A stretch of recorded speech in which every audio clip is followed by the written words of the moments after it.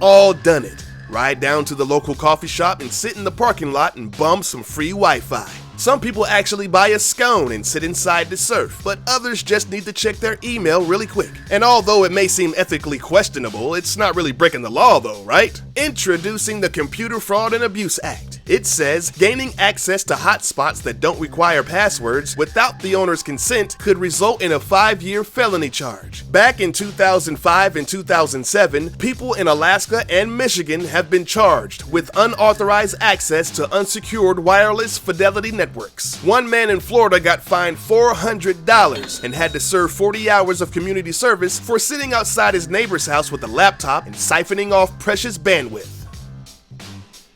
Light up the candles on the cake and gather the family around the table, but think twice about singing happy birthday, because technically you could be hit with a hefty fine.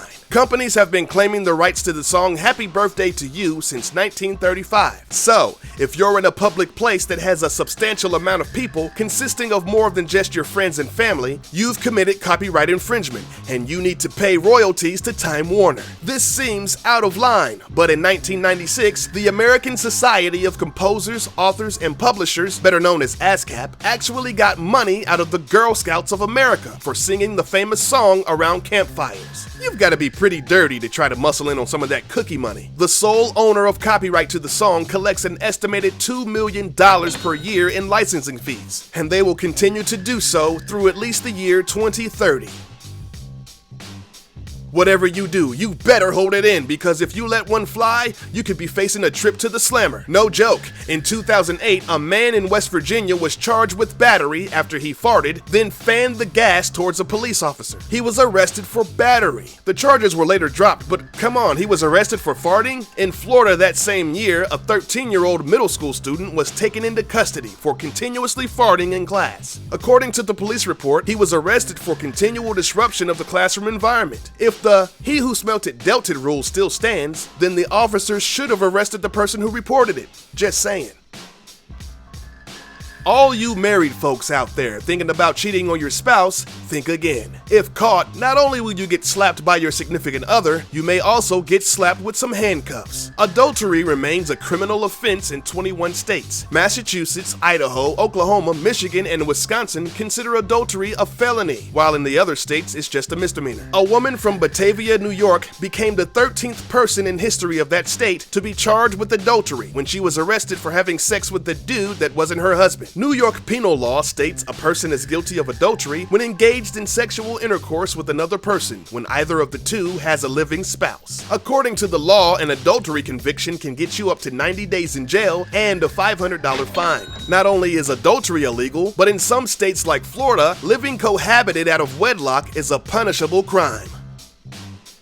You can just forget about your First Amendment right to free speech, because in some states, you better watch your little potty mouth or you'll get jail time and a hefty fine. That's right, you can indeed be locked up for cursing in public. In Michigan and Oklahoma, if you use vulgar language in the presence of a woman or child, that's 30 days in the county clink. In North Carolina, if 2 or more people hear you using loud and boisterous indecencies on any public road, it's a Class 3 misdemeanor. Check out Rhode Island though. Their law states that anybody guilty of profane cursing can be fined a maximum of $5.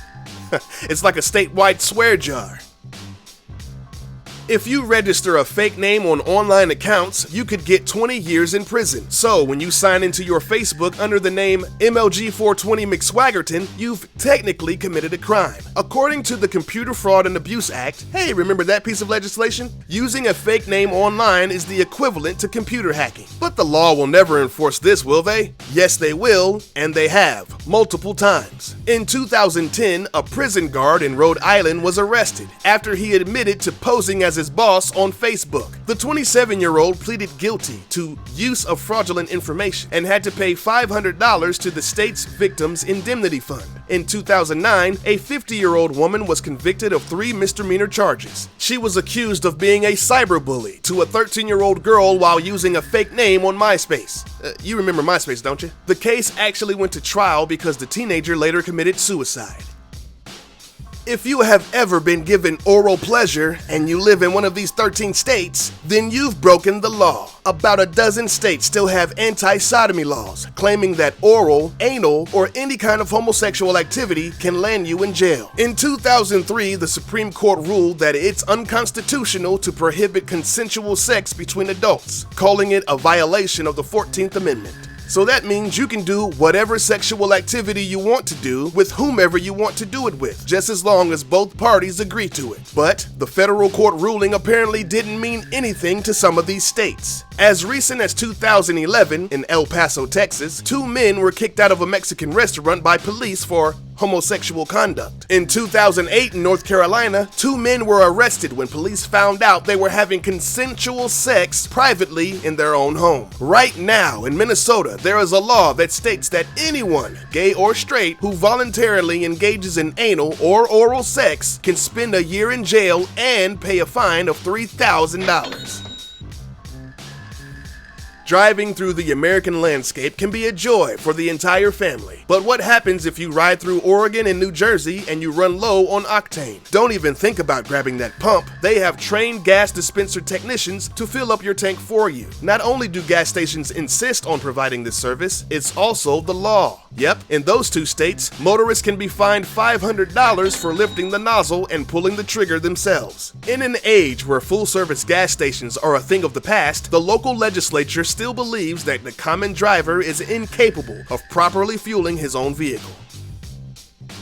In states like Pennsylvania, New York, and New Jersey, they have very strict anti-graffiti laws. So if you're searched by authorities, you better not have any markers. Being caught with a bag full of spray cans, markers, or other graffiti-producing paraphernalia is a big-time no-no. In some states, no person under the age of 18 can possess a spray paint container or broad-tipped indelible marker. You're probably thinking you can't get arrested for stashing a Sharpie in your shorts, but think again. In 2011, in California, sheriff's deputies performed a dramatic raid on a reformed graffiti artist's home, confiscating what they called vandalism tools, including stickers, art prints, and yep, markers. In Oklahoma City in late 2010, a 13-year-old was taken into custody by officers. A math teacher saw that he was using a permanent marker and subsequently called the police. Yes, they actually yanked him out of class and took him to juvie.